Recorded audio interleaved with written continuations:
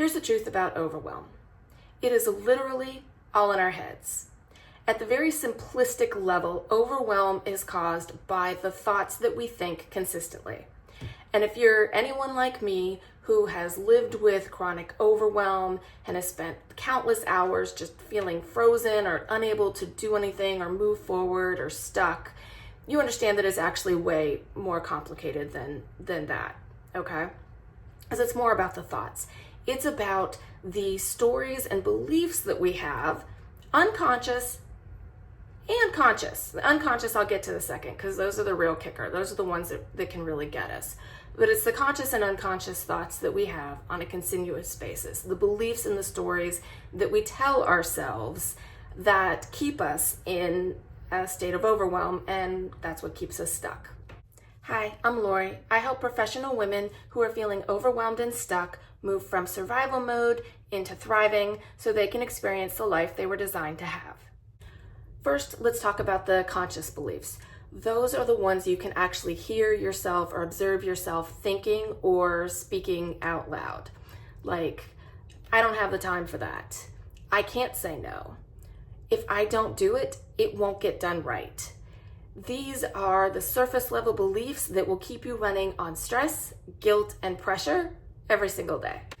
When my mentor, Sophia Stavron, first had this conversation with me a few years ago about the beliefs and stories I was telling myself, and she suggested that I sit down and identify my beliefs, I was so disconnected from who I was and what the stories that were running inside of me. The best thing I came up with is, well, I believe teachers are underpaid.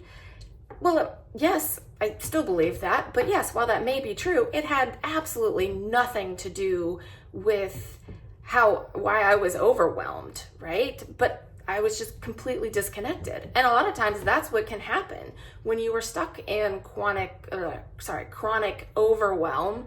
You often become completely disconnected with your authentic self, with the stories and the beliefs that you're telling yourself.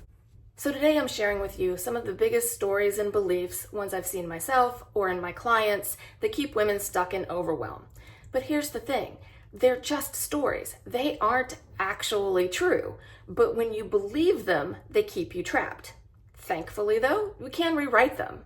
You can reprogram yourself to have different thoughts, beliefs, and stories that you tell yourself. And it's a lot easier than you may think it is.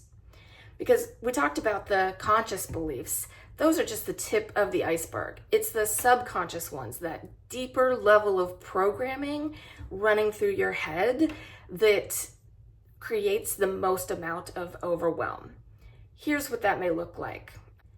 I don't deserve help. I can only rely on myself. I don't trust other people. Other people always let me down.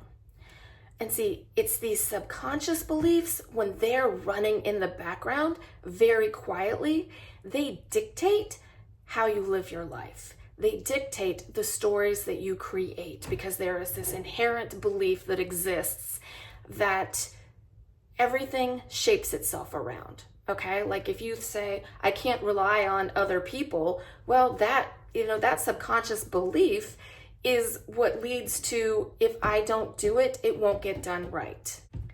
And when these subconscious beliefs are running the show, it's no wonder that you feel miserable, stuck, and overwhelmed. But here's the truth. Overwhelm doesn't come from your to-do list. It comes from the pressure, all of these stories that you're telling yourself consciously and unconsciously create. Every time you tell yourself, I can't let anyone down, or I don't have time for this, your nervous system gets the message to panic, push harder, and goes into survival mode. And that's why productivity hacks are typically ineffective, because the root of the overwhelm isn't in your daily planner, it's in your programming. So how do you begin shifting this? The first thing to do is to begin working with the conscious beliefs and stories that you're telling yourself or saying out loud. And you might not even be aware of it, like if you're like me and just disconnected, and that's okay. Sitting down with a trusted friend or with me helps in that Other people can typically observe the patterns that you may not observe in yourself. Okay, so today let's work with the belief / story of I can't say no. That's a big one for all of us.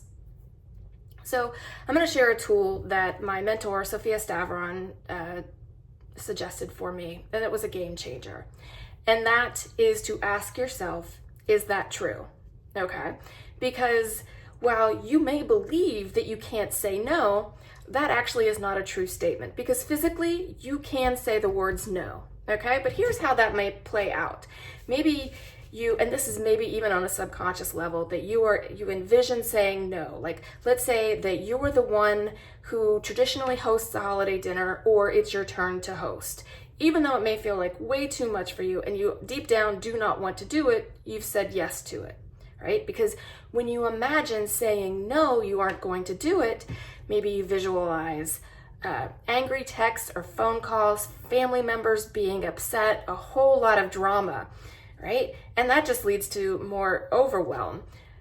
And so you just say yes, right? Even though it's too much for you right now, you say yes, because even just envisioning that of what might happen, the possibilities of what could happen, is just too much for you. But do you see how the story you created of saying, well, I can't say no, because if I say yes, this is what's going to happen. This is how it's going to play out.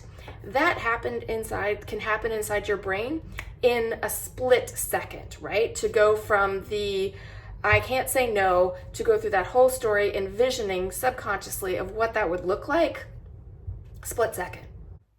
So it's not actually the holiday dinner that's crushing you, it's the story. So let's take a look at the belief in the story again. I can't say no to hosting the holiday dinner. Is that true? No, absolutely not. You absolutely can say no to hosting the dinner. What's the underlying story is, if I say no, people will get upset and I'll have to deal with conflict, okay? But here's the thing. You get to choose what you say yes to. It might not feel like it. It might feel like there are consequences to it and it's not something you necessarily want to deal with. But what if the story you wrote was, if I say no, the people that truly care about me will understand. And the ones that don't, that's about them and not me.